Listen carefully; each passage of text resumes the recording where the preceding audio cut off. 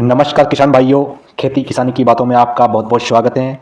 और जिस योजना का किसान भाइयों को बहुत दिनों से इंतज़ार था, उस योजना के टोकन निकलने वाले हैं। उस योजना के बारे में बात करेंगे, जो सबसे महत्वपूर्ण योजना है पीएम कुसुम योजना, जिसमें किसान भाइयों के लिए सोलर पंप दिए जाते हैं। और इसमें हम बात करेंगे कितने एचपी के कितने कौन कौन से सोलर पंप दिए जाते हैं और उसकी रेट क्या रहेगी इस बार।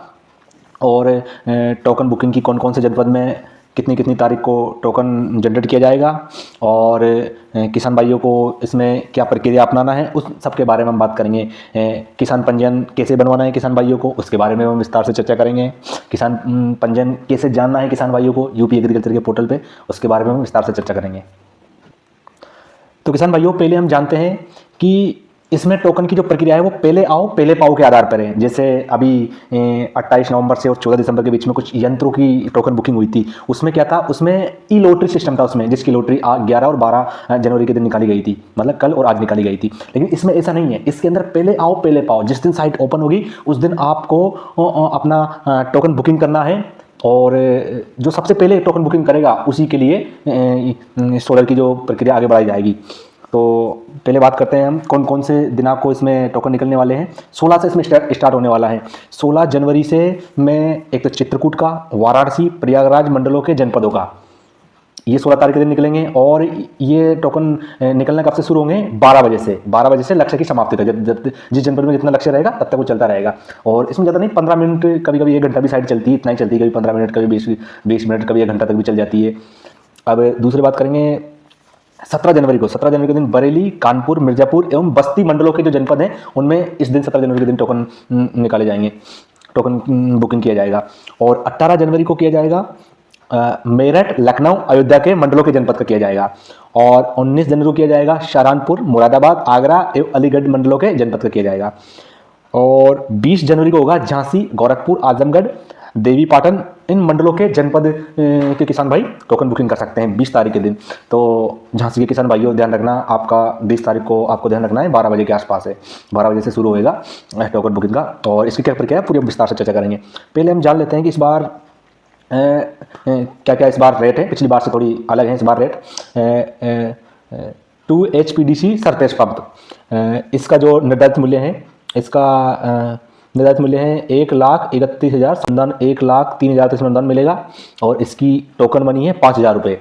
और इसमें अवशेष कर्षक का अंश है तो वो 63,000 रुपये है। तो 63,000 रुपये 686 रुपये ये कर्षक अंश लगेगा इसके अंदर। टोकन मनी होगी 5,000 रुपये अलग।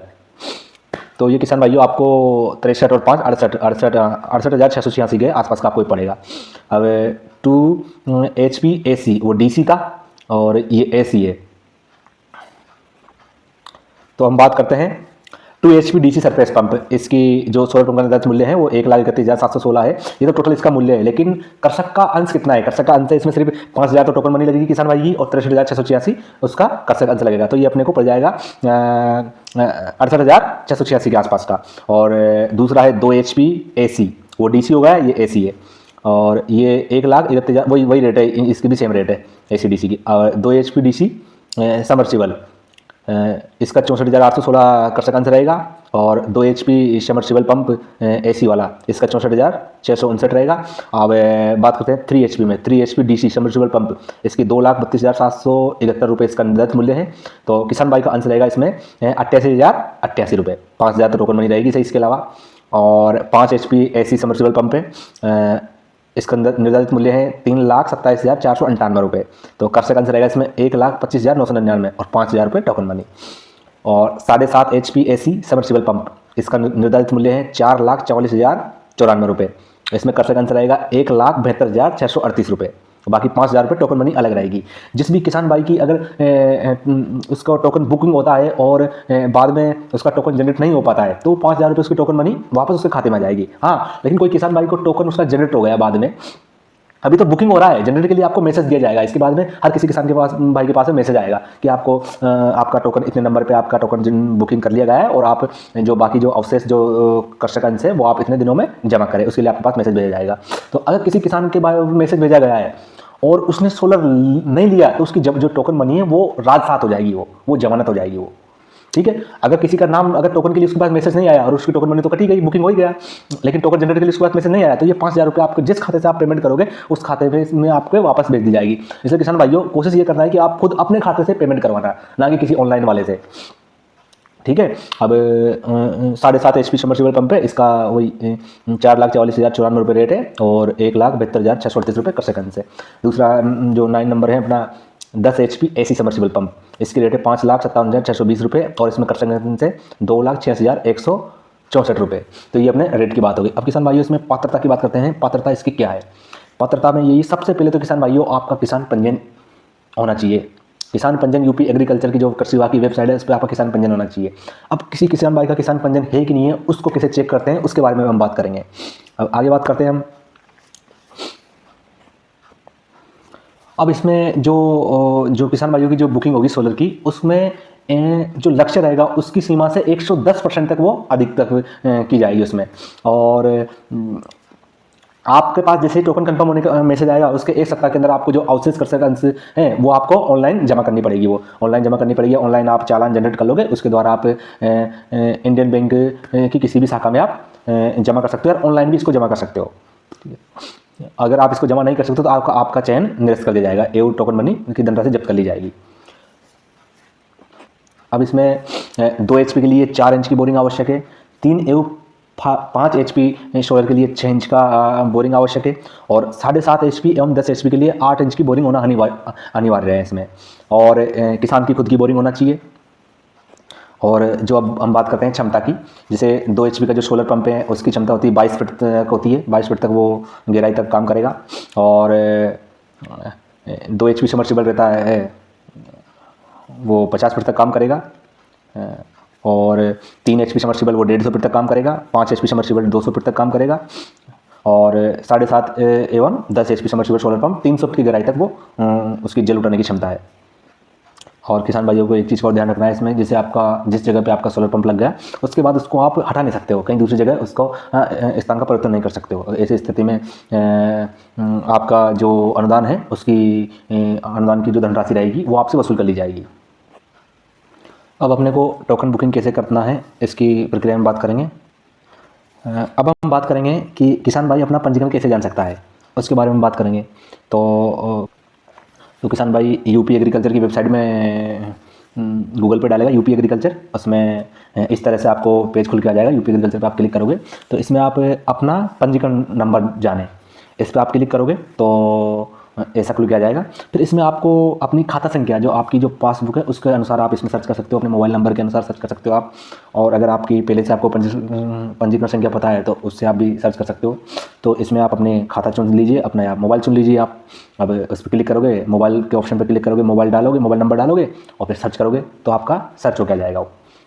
और जैसे ही आप किसान का खाता संख्या डालोगे और सर्च ऑप्शन करोगे तो उसका सर्च खुल के उसका पंजीकरण संख्या उसकी शो हो जाएगी। ठीक है। अब इसके बाद हम बात करें कि कई किसान भाइयों को जैसे मोबाइल नंबर भी नहीं पता कि कौन सा मोबाइल नंबर उसका किसान पंजीयन में लगा था, उसको खाता संख्या भी नहीं पता कौन सी खाता संख्या उसकी लगी थी। तो किसान भाइयों आप कृषि विभाग के कोई से भी ब्लॉक के ऑफिस, आपको पता है जब ब्लॉक के ऑफिस कोई भी बीज गोदाम कृषि विभाग के बीज भंडार पर आप चले जाइए, या कृषि विभाग के हर जनपद में कृषि विभाग का ऑफिस बना हुआ है वहाँ आप चले जाइए, हर तहसील में कृषि विभाग का ऑफिस है वहाँ चले जाइए। तो कृषि विभाग के जो भी आपके क्षेत्रीय अधिकारी कर्मचारी हैं उनसे आप संपर्क कर लीजिए, वो आपको उनको आप आधार बताओगे तो वो आपका पंजीकरण संख्या निकाल के दे देंगे। या किसी भी जनसेवा केंद्र पर चले जाओ या ऑनलाइन वाले के पास चले जाओ, वो भी आपको पंजीकरण संख्या निकाल के दे देंगे, या खुद आप भी स्वयं अपना पंजीकरण संख्या जान सकते हैं। अब बात करते हैं कि टोकन बुकिंग कैसे करना है उसके बारे में हम बात करते हैं। अब तो जैसे साइट खुलेगी तो वैसे ही इसमें यूपी एग्रीकल्चर की जो वेबसाइट है इसमें ऊपर एक चलता रहेगा कि सोलर पंप हेतु बुकिंग करे एवं टोकन जनरेट करे। तो जैसे अभी भी लिखा है आप इसमें देख सकते हो, इस तरह से आपको लिखा रहेगा।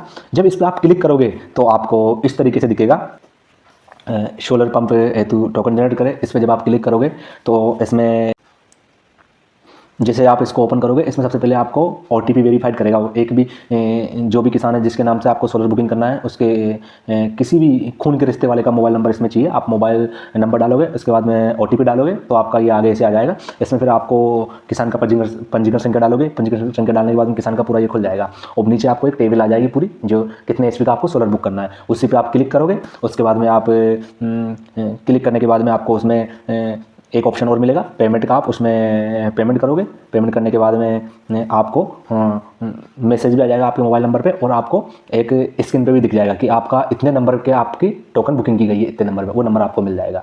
तो ये टोकन बुकिंग करने की प्रक्रिया हो गई। अब हम बात करेंगे कि किसान भाई अपना, जिस किसान भाई का पंजीकरण नहीं है वो पंजीकरण कैसे कर सकता है, इसके बारे में हम बात करेंगे। यूपी एग्रीकल्चर में जैसे आप देखोगे किसान पंजीकरण जिसे अपना पंजीकरण नाम जाने, इसके ऊपर किसान पंजीकरण का ऑप्शन है। इस पर जब आप क्लिक करोगे, इस ऑप्शन पे क्लिक करने के बाद में आप सहमति इसमें देकर आगे बढ़ोगे। आगे बढ़ने के बाद में से आपका आधार संख्या मांगेगा, और इसमें आधार संख्या डालने के बाद आप कैप्चा भरोगे। कैप्चा भरने के बाद में ये आधार वेरीफाइड करेगा आपका, एक आपके आधार पे जो मोबाइल नंबर लिंक है इस पर ओटीपी जाएगा। ओटीपी डालने के बाद में आपको इस तरह से पूरा खुल कर आ जाएगा। आधार से आपकी पूरी इंफॉर्मेशन ले लेगा ये, वहाँ से आपका एड्रेस, नाम, पिता का नाम, सब कुछ इसमें सोने लगेगा। फिर आप इसमें अपना जनपद, अपना ये पूरी जानकारी इसमें आप फिल करोगे। इसके बाद में आपको अपनी खतौनी अपलोड करना है, जो जैसा कि आप देख सकते हो इसमें आपको खतौनी का ऑप्शन है। और किसान भाइयों, खतौनी आपको अपनी जो जितनी आपकी ज़मीन है उतनी पूरी पेज आपको इसमें स्कैन करना है इसके अंदर, इसमें जब आप खतौनी अपलोड करोगे तब। अब खतौनी अपलोड करने के बाद में आप इसको सुरक्षित कर दोगे। सुरक्षित करने के बाद में आपको एक अस्थायी पंजीकरण संख्या मिल जाएगा, और इसका प्रिंट लगा के साथ में खतौनी, बैंक की पासबुक की, आधार की कॉपी लगा के आप अपने जो भी आपका जनपद का कृषि विभाग का ऑफिस है वहाँ पे आप संपर्क करिए। वहाँ पे एक उपकृषि निदेशक के नाम से आप एक आवेदन बनाइए कि श्रीमान जी उपकृषि निदेशक महोदय, मैंने यूपी एग्रीकल्चर पर किसान पंजीकरण में किसान हूँ और मैंने पंजीकरण के लिए आवेदन किया है, जो आपके उपकृषि निदेशक पर विचार दिन बता रहा है, क्योंकि इसमें विचार दिन बताएगा वो। जैसे आप वहाँ जमा करोगे वो इसको वेरीफाई करेंगे। वेरीफाई करने के बाद में आपका पंजीकरण, आपको पंजीकरण संख्या मिल जाएगी स्थायी तौर पर। फिर उस पंजीकरण संख्या का आप किसी भी कृषि विभाग की योजनाओं में लाभ लेने के लिए कर सकते हो। तो ये पंजीकरण की ये प्रक्रिया है। तो इसको किसान भाई किसी भी जनसेवा केंद्र से इसके लिए आवेदन कर सकता है, जिन किसान भाई का पंजीकरण नहीं है। तो किसान भाइयों नमस्कार, आगे मिलेंगे कुछ और जानकारी के साथ। और आप ज़्यादा से ज़्यादा जो ये योजना है पीएम कुसुम सूरज योजना, इसका लाभ लीजिए। और ये बहुत ही महत्वपूर्ण योजना है, क्योंकि बिजली का बिल से आपको छुटकारा मिल जाएगा, और एक बार आपको लागत लगाने की ज़रूरत है, जिसमें सरकार काफ़ी इसके अंदर आपकी मदद कर रही है, और कुछ अंश इसमें आपका लगेगा, बाकी सरकार आपको सब्सिडी दे रही है। तो इस योजना का ज़्यादा से ज़्यादा लाभ लीजिए। और नमस्कार किसान भाइयों, मिलते हैं फिर कुछ और नई जानकारी के साथ में।